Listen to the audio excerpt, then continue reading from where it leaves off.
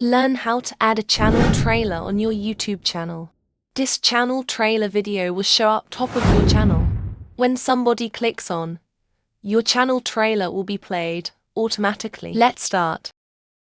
First, you need to log into your YouTube channel and then go to YouTube Studio and then left side. Scroll down and go to Customization and go Channel Customization. Then Layout. Under Layout you will see Video Spotlight. Add a video to the top of your channel homepage so you see that channel. Channel trailer for people who haven't subscribed. Then you can click at here so you can add the best video to make people know about your channel or channel trailer.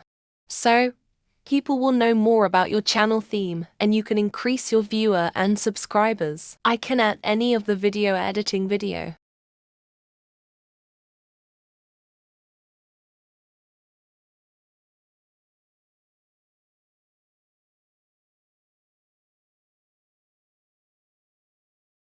And then go to top right side and click on Publish. So you see Change Publisher, go to Channel, click here. So the home page will be reloaded. This is the very easy way to add channel trailer for people who have not subscribed yet.